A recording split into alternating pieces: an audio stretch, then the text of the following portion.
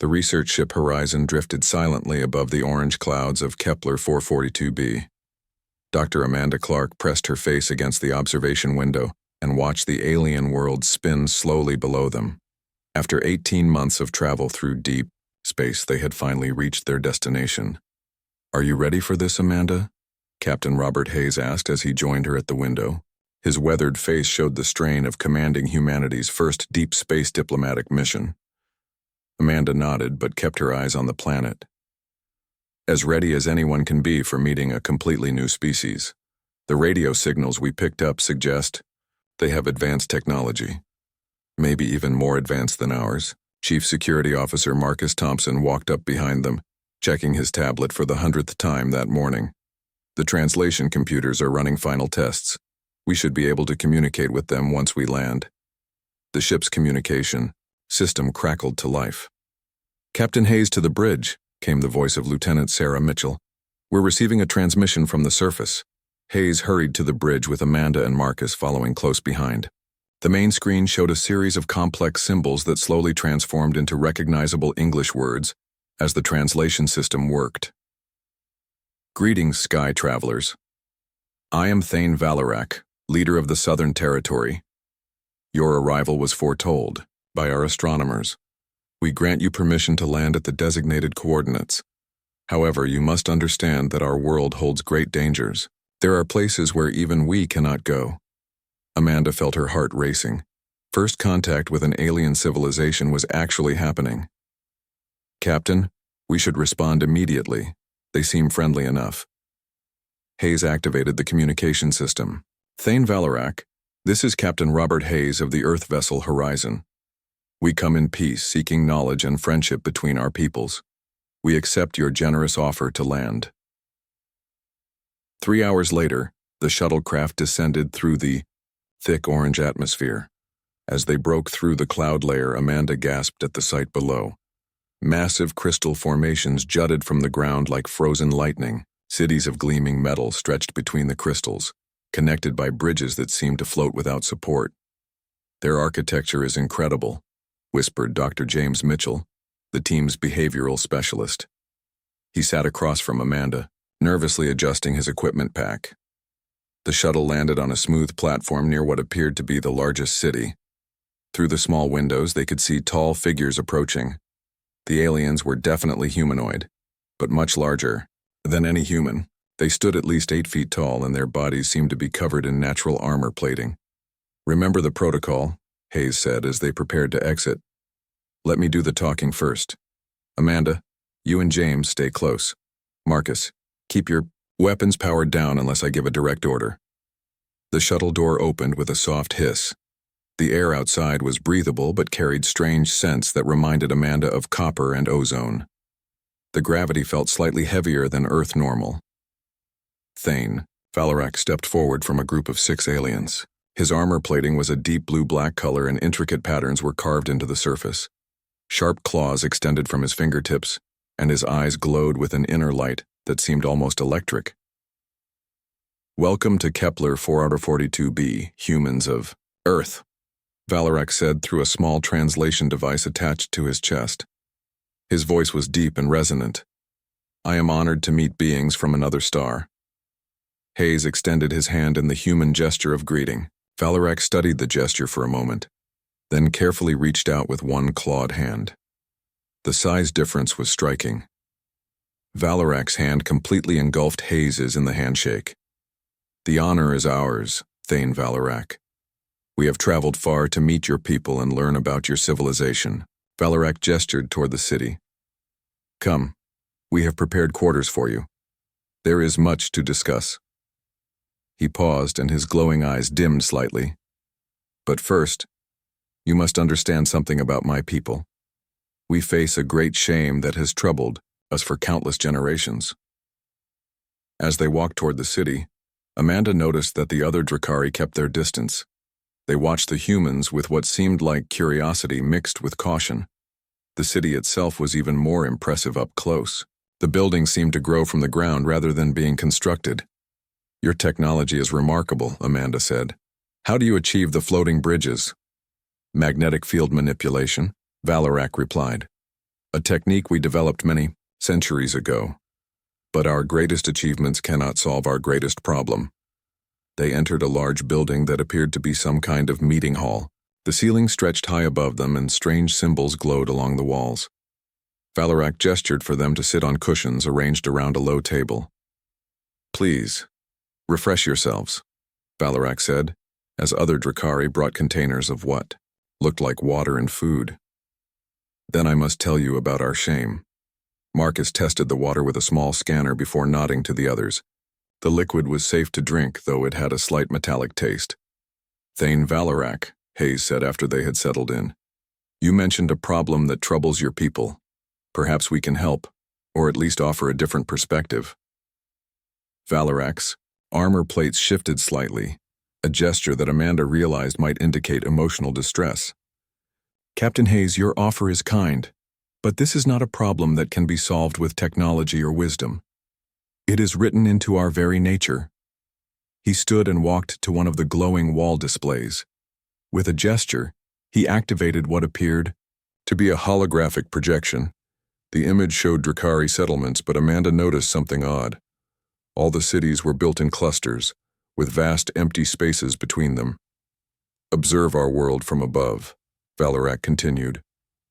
"Notice the pattern of our settlements. We build our cities far apart, with great distances between them. Do you know why?" James leaned forward, his scientific curiosity overcoming his nervousness. "Resource distribution? Territorial boundaries?"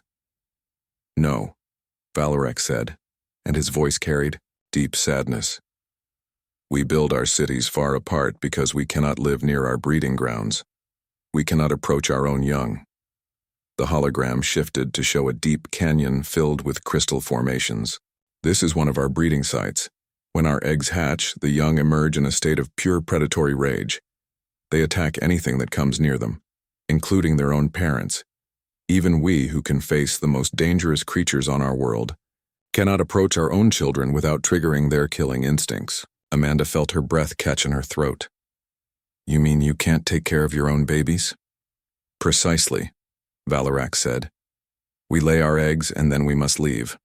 Automated systems provide food and basic care, but no Drakari can safely approach a hatchling for the first several months of its life.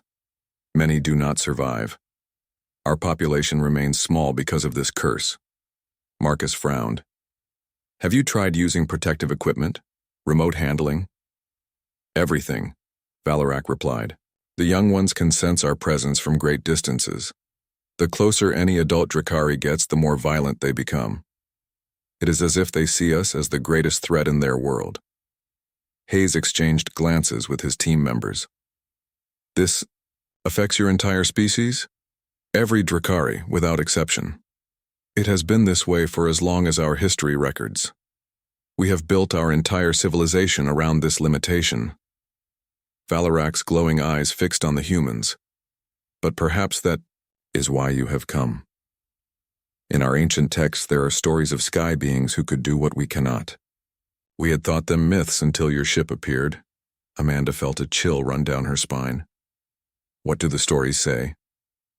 "That beings from the stars would come who could approach the young of apex creatures without fear. Beings who could bridge the gap between parent and child." Valorak turned off the hologram and faced them directly. "Tell me, humans of Earth, do you have young of your own? Can your people approach your children safely?" Hayes smiled, despite the serious tone of the conversation. "Of course we can. Human parents care for their children from birth. It's one of the most basic aspects of our nature." "Then perhaps," Valorak said quietly, "you are the ones our ancestors foretold." The meeting hall fell silent as the implications of his words settled over both groups. Amanda realized that this first contact might be far more significant than anyone had imagined. They had come seeking knowledge and friendship, but they might have found a species that needed something only humans could provide. Outside the hall, the orange sun of Kepler 442b was setting, casting long shadows across the crystal formations. Amanda wondered what tomorrow would bring, and whether humanity was about to discover its true purpose among the stars. Dr. Amanda Clark stood in the observation deck of their temporary quarters, watching the sunrise paint the crystal formations in shades of gold and orange. She had barely slept after yesterday's meeting with Thane Valorak. The idea that an entire species could not approach their own young seemed impossible, yet the evidence was all around them in the spacing of Drakari cities. "You're up early," said Dr. James Mitchell as he joined her with 2 cups of coffee from their supplies. "Couldn't sleep either." Amanda accepted the coffee gratefully. "I keep thinking about what Valorak told us. How does a species survive when they can't care for their own children?" "That's what we need to find out," came Captain Hayes's voice from behind them. He looked tired but determined. "I've been reviewing our mission parameters. Officially, we're here for cultural exchange and basic scientific observation." "And unofficially?" Amanda asked, though she already suspected the answer. "Unofficially, I think we need to see these breeding grounds for ourselves. If there's even a chance we can help these people, we have an obligation to try." Dr. Lisa Porter, their evolutionary biologist, entered the room carrying her tablet. "I've been analyzing the data Valorak shared with us last night. The Drakari reproductive cycle is fascinating but tragic. They lay eggs in communal sites, then completely abandon the area for 6 months." James frowned. 6 months? That seems like a long time for any young to survive without parental care. "Their automated systems are incredibly sophisticated," Lisa explained. "Food dispensers, climate control, even basic medical care, but no direct contact with adults. The survival rate is only about 40%. Amanda felt her heart sink. That means more than half of their children die because their parents can't touch them. Captain Hayes made a decision. "We're going to visit one of these breeding grounds. Today." Within an hour, they were back in the meeting hall with Thane Valorak and several other Drakari leaders. When Hayes explained their request, the reaction was immediate and strong. "Absolutely not," said War Chief Korthak, a massive Drakari, whose armor was scarred from many battles. "The breeding grounds are sacred and dangerous. No outsider has ever been permitted to enter." "With respect," Amanda said carefully, "we might be able to observe something you've missed. A fresh perspective could be valuable." Valorak's glowing eyes studied the humans thoughtfully. "The risk is enormous. If our young detect your presence, they will swarm toward you with killing intent. We have lost many warriors who tried to rescue hatchlings in distress." "But you said the ancient stories mentioned sky beings who could approach apex young," James pointed out. "Maybe we're different enough that we won't trigger their attack response." The Drakari leaders exchanged looks. Finally, Valorak spoke. "If you are determined to try this, I will allow it. But you will go with a full escort and emergency extraction team. At the first sign of danger, you will be removed from the area immediately." 2 hours later, their group stood at the edge of a massive canyon. The walls dropped down nearly 1,000 feet, and the bottom was filled with crystalline formations that gleamed like jewels. Automated platforms moved slowly through the air, dispensing food and checking environmental conditions. "The nearest breeding chamber is 300 meters down," said Thane Valorak through his helmet communicator. He and 5 Drakari warriors had accompanied the human team, though they maintained a careful distance from the canyon edge. Sergeant David Baker, their security escort, checked his equipment one final time. "Readings show about 200 life forms down there. Small ones, but the energy signatures are intense." Amanda activated her recording equipment. "If we're right about this, it could change everything for the Drakari. If we're wrong," she didn't finish the sentence. The descent platform lowered them slowly into the canyon. As they got closer to the bottom, Amanda could see movement among the crystal formations. Small shapes darted between the structures with incredible speed. "There," whispered Lisa, pointing to a cluster of crystals about 50 meters away. "I can see them." Amanda's breath caught as she got her first clear look at Drakari hatchlings. They were much smaller than she had expected, about the size of house cats, but they moved with predatory grace. Their armor was still soft and pale, but their claws were already sharp and their eyes glowed with the same inner light as their parents. "They're beautiful," James said softly. Suddenly, One of the hatchlings lifted its head and looked directly at them. Then another. Within seconds, a dozen small forms had emerged from the crystal formations and were staring at the human visitors. "This is not normal behavior," Valorak's voice crackled through the communicator. "They should be hiding or preparing to attack. Instead, they appear to be observing you." Amanda slowly stepped off the platform onto the canyon floor. "I'm going to try moving closer." "Amanda, no," Hayes said sharply. "If they attack, we can't get to you in time." But Amanda was already walking toward the group of hatchlings. They watched her approach with what looked like curiosity rather than aggression. When she was about 20 feet away, she stopped and crouched down. "Hello, little ones," she said softly. One of the hatchlings tilted its head, almost like a curious puppy. Then, to everyone's amazement, it took a step toward her. "Impossible," breathed Valorak from above.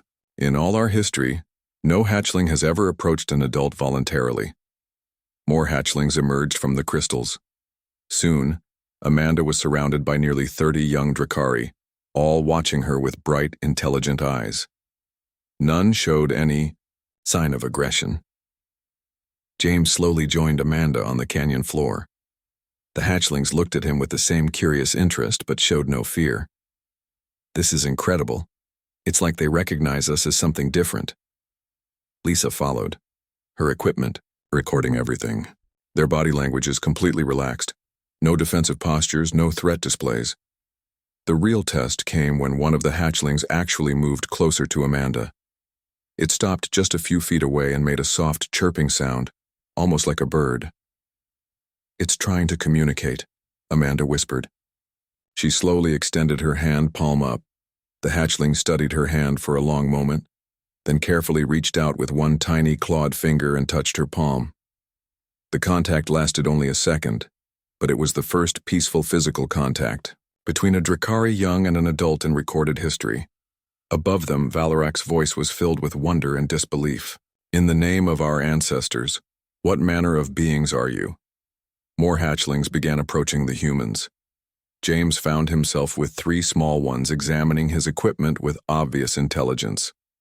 Lisa had 2 hatchlings who seemed fascinated by her tablet display. "They're not savage at all," Lisa observed. "They're just curious young creatures exploring their world." Sergeant Baker, still maintaining a cautious position, spoke into his communicator. "Captain, you need to see this. The hatchlings are behaving like normal children around the science team." As if to prove his point, one particularly bold hatchling had discovered James's water bottle and was trying to figure out how to open it. When James gently helped, the young Drakari made what could only be described as a happy chirping sound. Amanda looked up toward the canyon rim where the adult Drakari waited. "Valorak, I think we need to conduct more tests. But based on what we're seeing here, I believe humans might indeed be able to interact safely with your young." "This changes everything," came Valorak's stunned reply. "If what I am witnessing is real, then perhaps the ancient prophecies were true. Perhaps you are the bridge between our people and our future." As the sun began to set, casting long shadows across the canyon, Amanda realized they had stumbled upon something far more significant than first contact. They had discovered a way to heal a wound that had existed in Drakari society for thousands of years. The hatchlings seemed reluctant to see the humans leave, following them back to the platform and chirping what sounded like farewell calls. As B. They rose toward the canyon rim. Amanda knew that tomorrow would bring new challenges and new possibilities. For the first time since arriving on Kepler 442b, she felt truly hopeful about humanity's role among the stars. News of the canyon expedition spread through the Drakari settlement faster than wildfire. By the next morning, hundreds of Drakari had gathered outside the human quarters, their glowing eyes filled with hope and disbelief. Dr. Amanda Clark watched from her window as more arrived every hour. "They want to see if it's really true," said Dr. Elena Rodriguez, the comparative psychologist who had just arrived on the morning shuttle from the horizon. "Can you blame them? You've potentially given them back their children." Captain Hayes joined them at the window. "The problem is we don't understand why it works. We need to run proper tests before we get anyone's hopes up too high." Thane Valorak had requested an emergency meeting that morning. When the human team arrived at the Great Hall, they found not just Valorak, but dozens of Drakari leaders from across the continent. The hall buzzed with excited conversation in their native language. "My friends from Earth," Valorak began, his voice carrying across the large space. "What you did yesterday has shaken our world to its core. But we must." "No, so was this a single miracle, or can it be repeated?" Dr. Rodriguez stepped forward. "That's exactly what we need to find out. I propose we conduct careful scientific tests with volunteers from both our species." War Chief Korthak rose from his seat. "And if you are wrong, if your presence somehow makes our young more dangerous, what then?" "Then we leave immediately and never return," Hayes said firmly. "We won't risk harm to your people." Over the next 3 days, they set up a testing facility near one of the smaller breeding sites.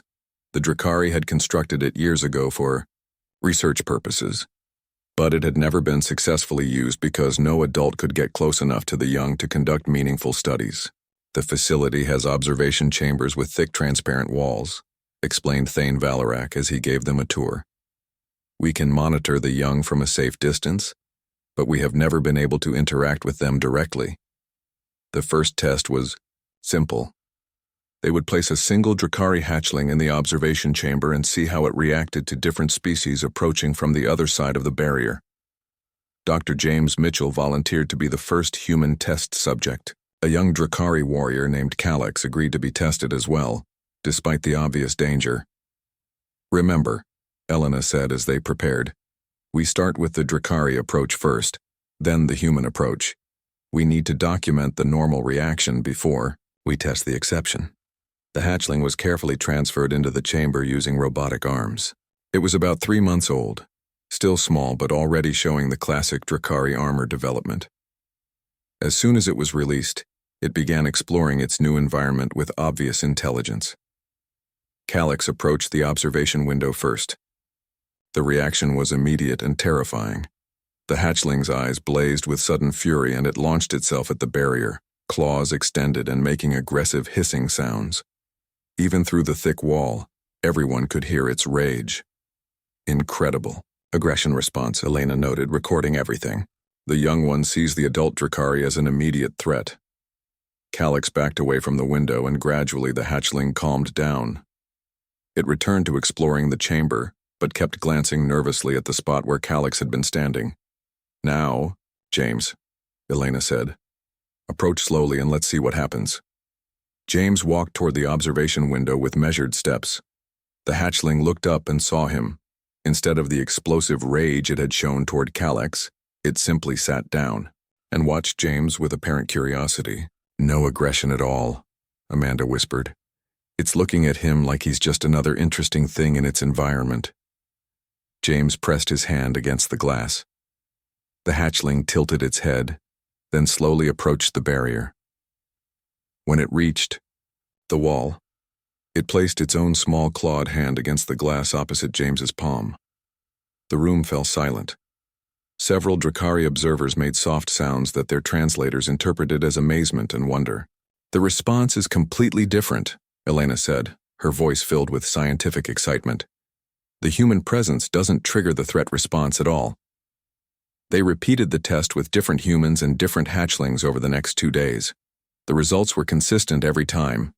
Adult Drakari triggered immediate aggression in their young, while humans were treated with curiosity and even apparent affection.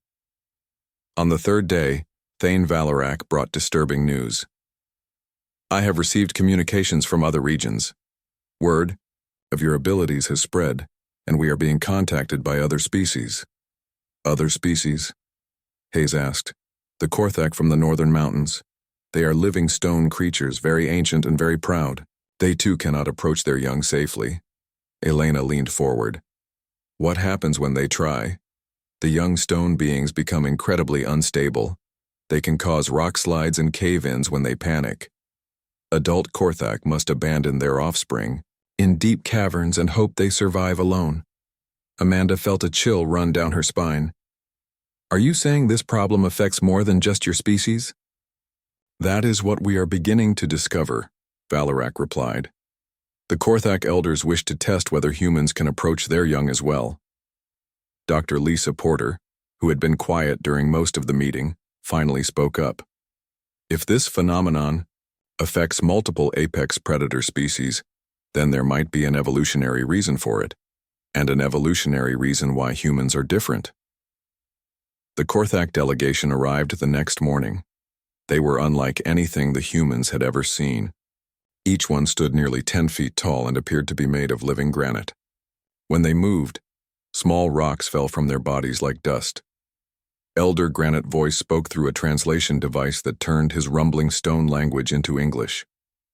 Small soft ones from the distant star, we have heard impossible tales. Our children fear us as we fear the great quakes.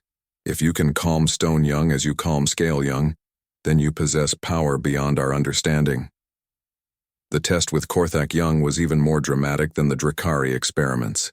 When an adult Korthak approached the containment area, the young stone being inside began to glow with intense heat, and the chamber walls actually started to crack.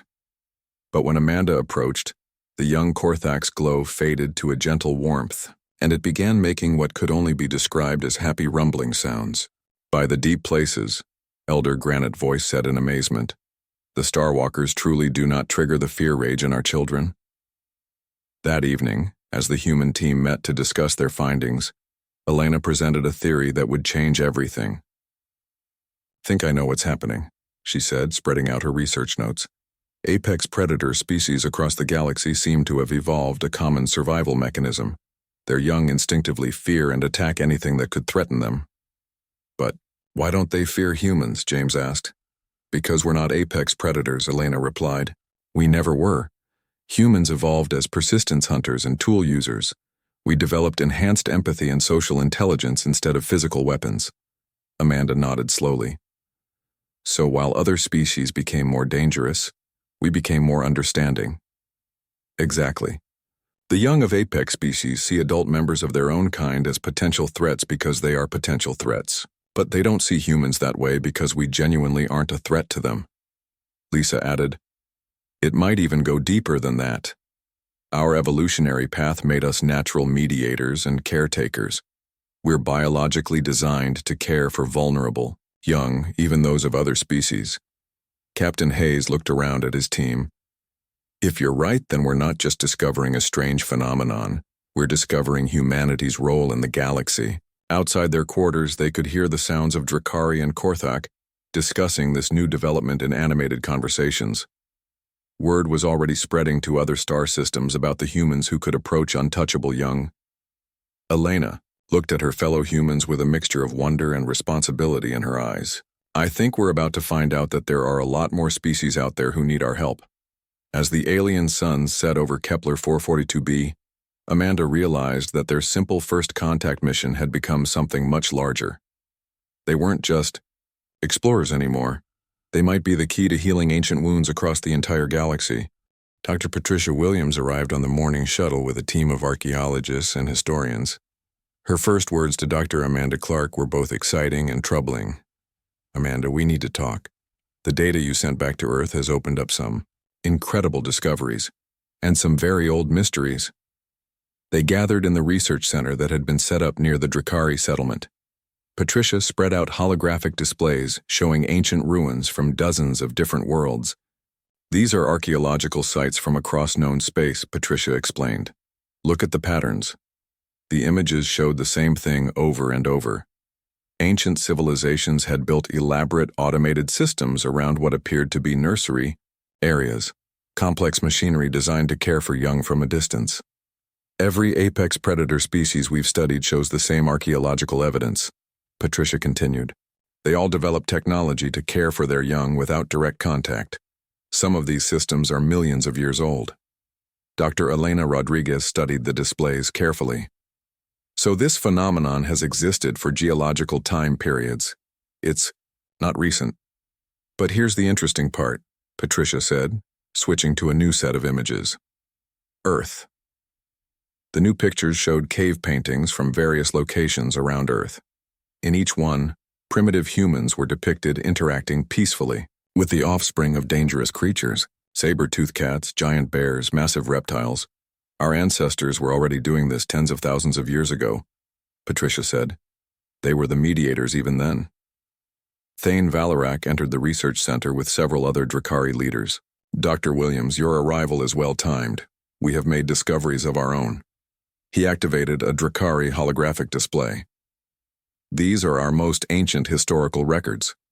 They speak of a time before our current civilization, when sky beings visited our world and helped us understand our young. The ancient Drakari text scrolled past in translation. The Starwalkers came in the time of great sorrow, when our children were lost to the rage fear. They showed us that our young were not monsters but frightened souls seeking guidance. Amanda felt chills running down her spine. Are you saying humans visited your world before? Not humans specifically, Valorak replied, but beings from the stars who possessed the same gift you have shown. The records are unclear about their appearance, but their abilities match yours exactly. Dr. James Mitchell looked up from the archaeological data. Could there be other species like us? Other natural mediators? It's possible, Elena said thoughtfully. Evolution might have produced multiple species with similar traits across the galaxy. War Chief Korthak, who had been listening quietly, finally spoke. There is another possibility. What if this is not coincidence, but purpose? What do you mean? Captain Hayes asked. What if the galaxy is designed to produce both apex predators and their mediators? What if species like yours evolve specifically to help species like ours? The room fell silent as everyone considered this possibility. It suggested that humanity's role in the galaxy was not accidental, but fundamental.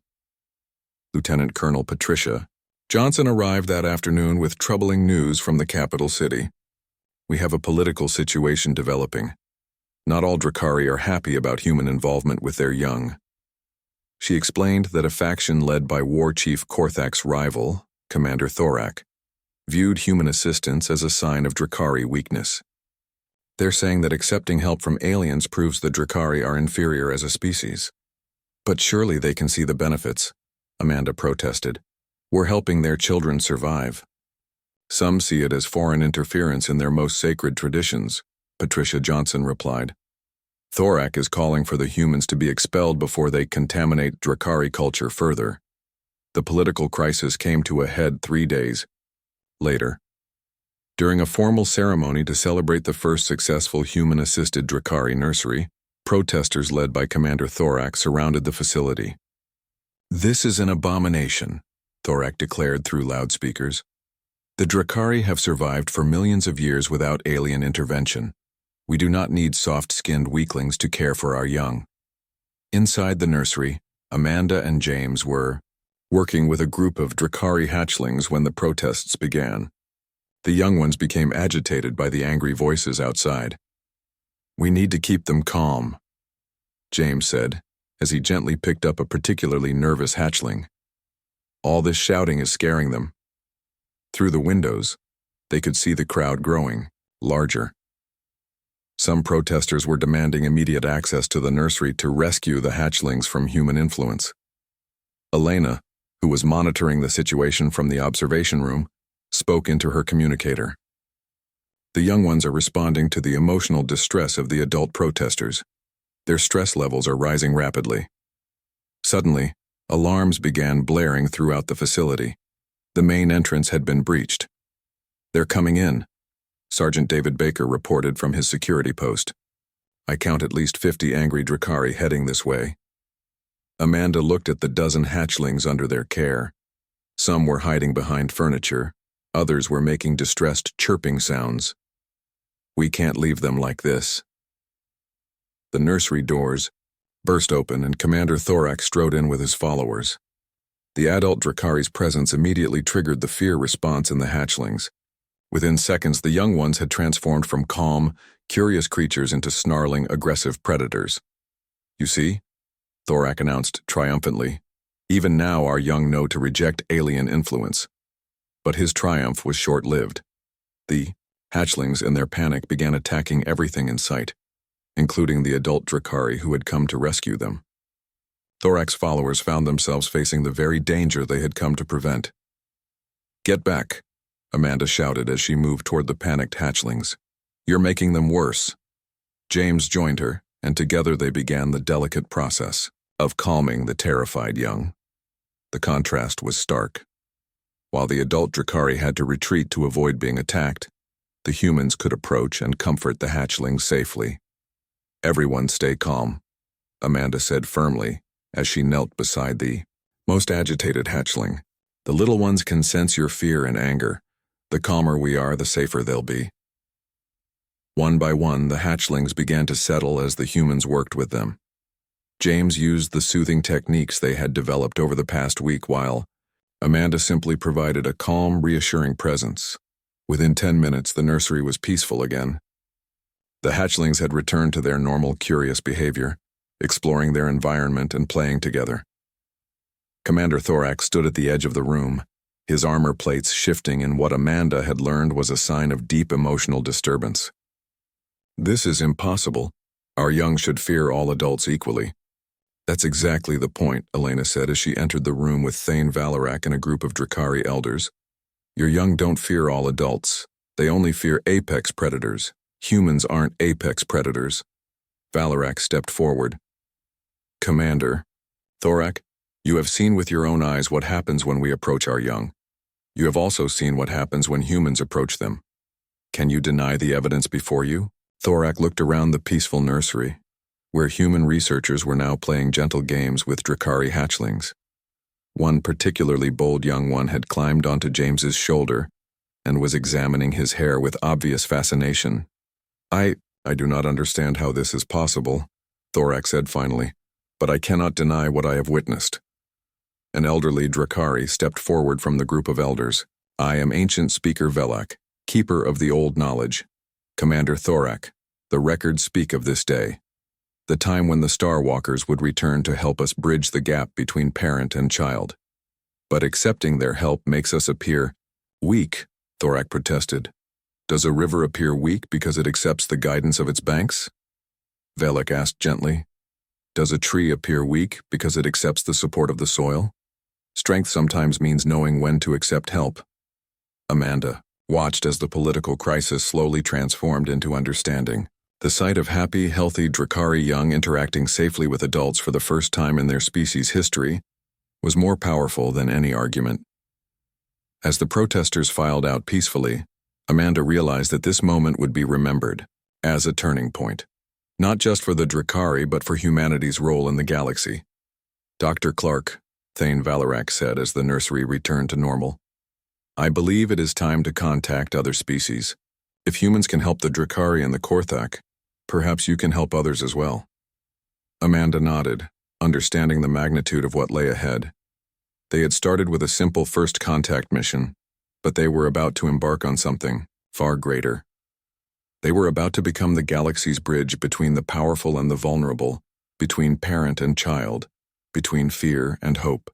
3 weeks after the nursery incident, Dr. Amanda Clark stood before the Galactic Council's emergency session via holographic communication.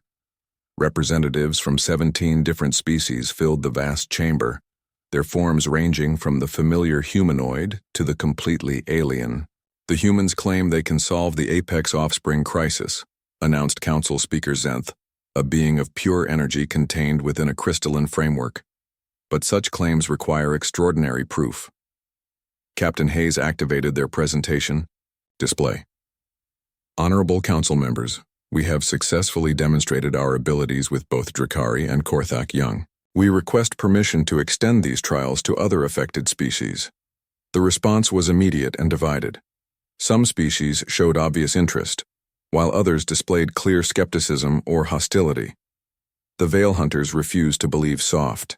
Creatures from a primitive world can accomplish what we cannot, declared High Hunter Nexus through their translation matrix.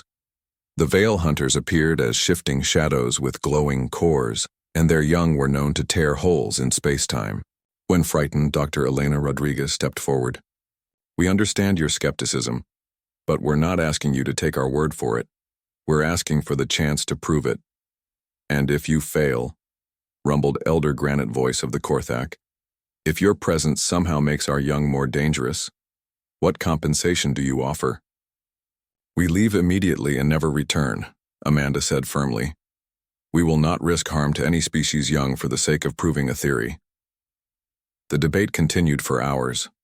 Some species, desperate after millions of years of being unable to approach their own offspring, were willing to try anything. Others viewed the humans as dangerous unknowns who might disrupt ancient traditions. The breakthrough came from an unexpected source. Ancient speaker Valak of the Drakari had been quietly consulting with the oldest members of various species councils. Council Speaker Zenth, Valak announced. The keepers of ancient knowledge from 12 species have compared their oldest records. We have found a pattern that cannot be ignored. The chamber fell silent as Valak activated a massive holographic display. Ancient texts, cave paintings, and records from across the galaxy appeared in the air above them. Every species represented here has legends of mediator beings, Valak continued. Creatures from the stars who could approach the untouchable young. In every case, these beings are described as smaller, softer, and less aggressive than apex predators. Dr. Jennifer Adams, who had recently joined the team from Earth, added her own research. Our xenoarchaeology department has found evidence of human-like species interacting with apex young across dozens of worlds. The pattern suggests this relationship has existed for millions of years. High Hunter Nexus shifted uncomfortably. Even if such legends exist, they prove nothing about current humans. Then let us prove it, Amanda said simply. Give us one chance with one young from one species. If we fail, we'll leave the galaxy and never return. The council voted. By a narrow margin, they approved a single test with the most dangerous case possible. The Veil Hunters would provide one of their newly formed young for a controlled experiment. 2 days later, Amanda found herself in a specially constructed chamber designed to contain dimensional distortions. The Veil Hunter young was barely visible, appearing as a small swirl of shadow and energy that flickered in and out of reality. Remember, Dr. Ryan Foster, their energy physicist, said through the communicator, if this young one panics, it could open a rift that might tear apart this entire station. Amanda took a deep breath and stepped into the chamber. The moment she entered, she could feel the strange energy emanating from the young Veil Hunter. It was like standing near a barely contained storm. The young being noticed her immediately. Instead of the violent dimensional tears that occurred when adult Veil Hunters approached, the young one simply watched. Its swirling form slowed and stabilized. Incredible, breathed High Hunter Nexus through the observation system. The dimensional fluctuations are decreasing rapidly. Amanda slowly approached the young Veil Hunter. As she got closer, she began to understand that what looked like chaotic energy was actually a form of communication. The swirling patterns were the young one's way of expressing curiosity and even loneliness. You're not angry at all, are you? Amanda said softly. You're just scared and confused. She extended her hand toward the energy being. The young Veil Hunter's form shifted, and for a moment, Amanda felt a gentle warmth against her palm. It was the first peaceful physical contact between a Veil Hunter young and any adult in their species' recorded history. By the void spaces, High Hunter Nexus whispered. How is this possible? Dr. Rodriguez, monitoring from the observation deck, provided the answer. The young one isn't afraid of Amanda because her bioenergy signature doesn't register as a threat. Humans evolved on a world with no natural predators that matched our intelligence level. We never developed the energy patterns that trigger fear responses in apex young. The test continued for an hour. The young Veil Hunter began to play, creating small, harmless dimensional pockets and showing them to Amanda like a child sharing toys. When the session ended, the young one seemed reluctant to see her leave. High Hunter Nexus spoke privately with Amanda after the test. Human Amanda, what you have done today will change our species forever. For the first time in our existence, one of our young has experienced the touch of an adult without fear or violence. News of the Veil Hunter success spread rapidly across the galaxy. Within days, Amanda and her team were receiving requests from species they had never heard of before. The Crystalline Collective reported that their young shattered themselves when approached by adults. The Hive Queens explained that their offspring became cannibalistic in the presence of mature members of their species. The Metal Shapers revealed that their young became so superheated when afraid that they melted everything around them. "We're looking at a galaxy-wide phenomenon," Elena told the expanded human team during their daily briefing. "Dozens of apex predator species all suffering from the same basic problem." Dr. Lisa Porter raised an important question. But why now? Why is this crisis being revealed to us at this particular moment in galactic history? The answer came from an unexpected source.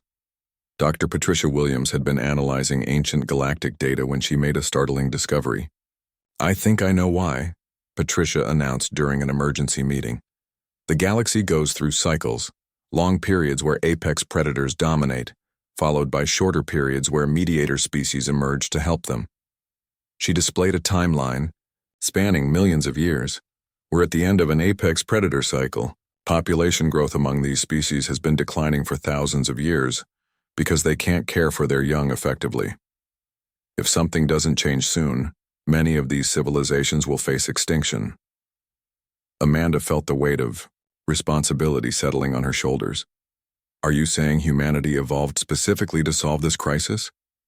"Not just humanity," Patricia replied. "Based on the archaeological evidence, there have been other mediator species before us. They emerge when they're needed most, help stabilize the galaxy, then gradually fade as apex predators learn to work with their young." Captain Hayes looked around at his team. "So we're not just explorers or diplomats. We're part of a galactic, evolutionary cycle." The implications were staggering. Humanity hadn't accidentally discovered its role among the stars. They had evolved specifically to fill a crucial gap in the galactic ecosystem. Elena stood up and walked to the observation window, looking out at the alien landscape where Drakari and human children were now playing together for the first time in history. "The question is," she said thoughtfully, "are we ready for this responsibility? Are we prepared to become the bridge between apex predators and their own future?" Amanda joined her at the window.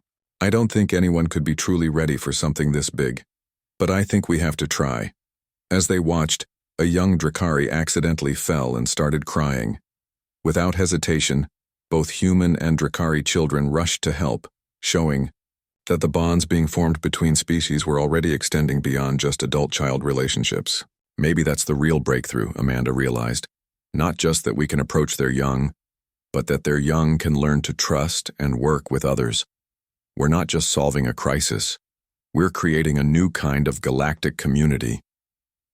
Outside, the window, the future was taking shape in the laughter and play of children from different worlds, different species, but united in their innocence and hope. 1 year after first contact with the Drakari, Dr. Amanda Clark stood in the observation deck of Harmony Station, the galaxy's first multi-species nursery facility. Through the transparent walls, she watched children from 7 different apex predator species playing together under the care of human supervisors. A young Drakari was teaching a Korthak child how to build crystal formations. Nearby, a Veil Hunter offspring was creating small dimensional pockets for a metal shaper, young to explore safely. The sight still amazed her every day. "The population statistics are remarkable," Dr. Elena Rodriguez said as she joined Amanda at the window.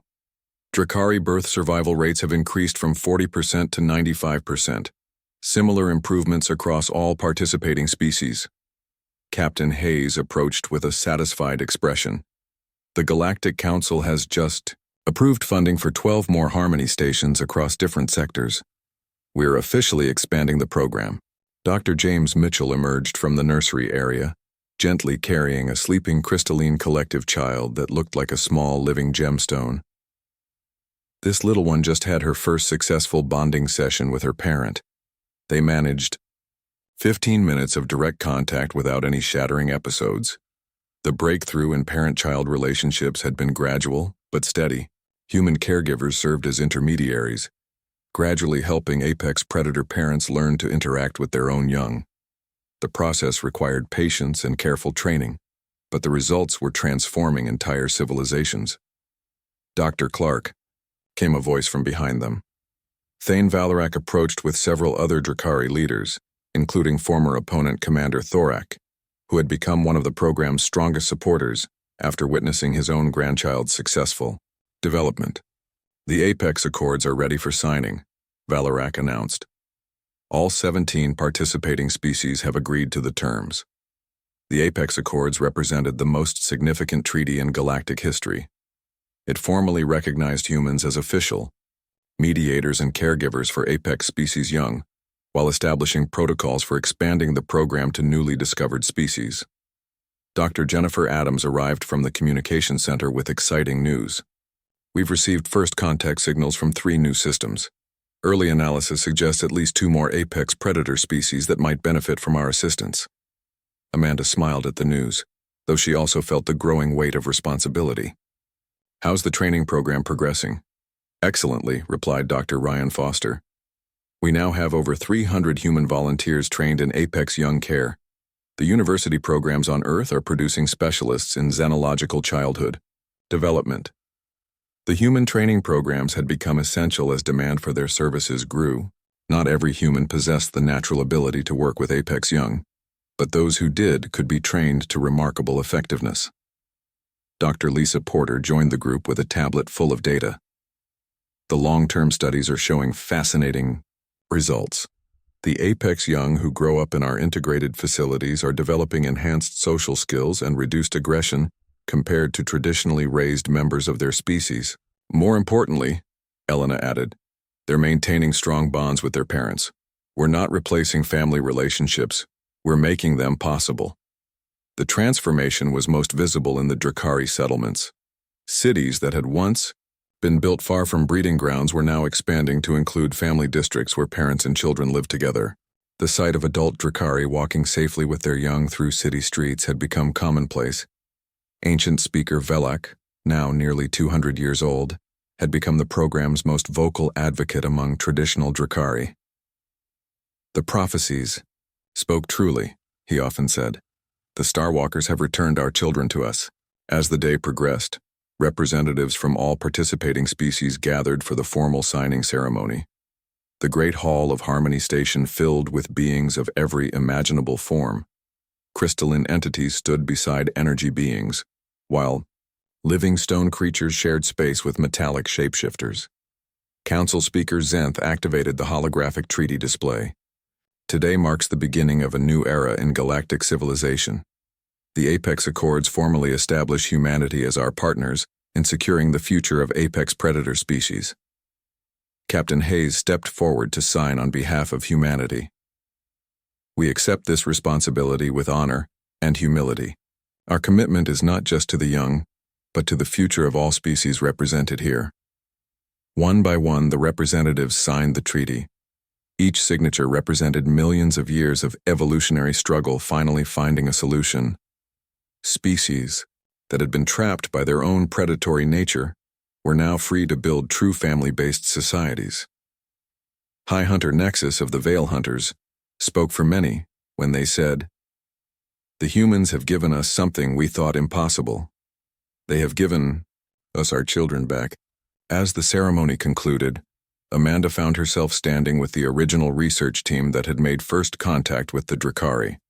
Dr. Mitchell was now Director of Interspecies Youth Development. Elena had founded the Institute for Apex Mediation Studies. Even Sergeant David Baker had transitioned to training security personnel for the expanding program. "Do you ever think about how it all started?" James asked. "Just a simple first contact mission." "Nothing about this was simple," Elena laughed. "We accidentally discovered humanity's purpose in the galaxy." Dr. Patricia Williams, now the chief galactic archaeologist, had uncovered evidence that suggested the pattern would continue. The data indicates that mediator species like us emerge roughly every million years. We're part of a natural galactic cycle. "So there were others before us?" Amanda asked. "And there will be others after us," Patricia confirmed.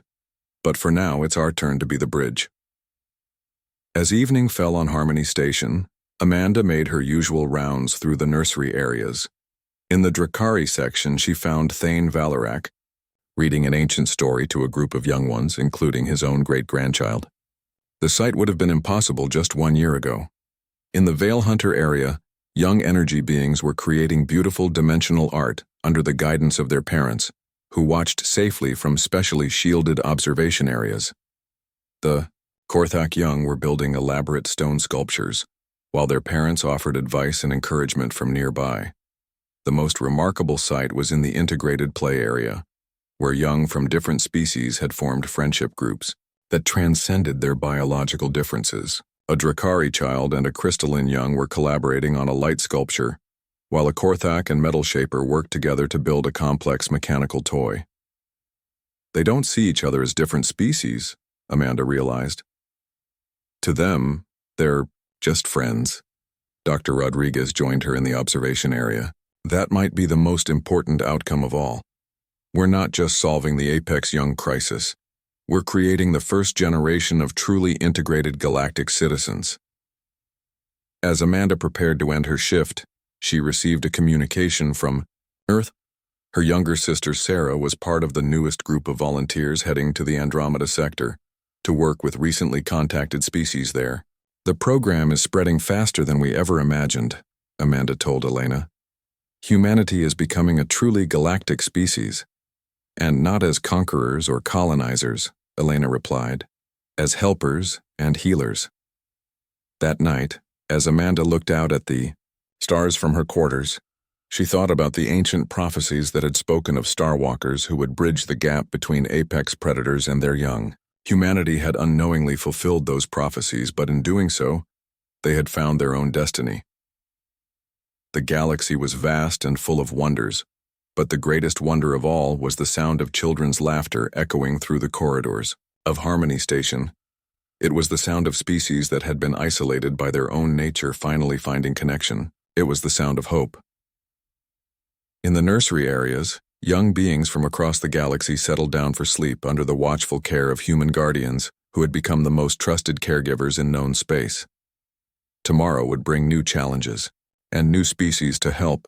But tonight, for the first time in millions of years, apex predator children were sleeping safely in the presence of adults who cared for them. The age of isolation was ending. The age of connection had begun, and humanity had found its place among the stars not as warriors or conquerors, but as the gentle bridge between the powerful and the vulnerable, between parent and child, between fear and love. The galaxy would never be the same, and that was exactly as it should be.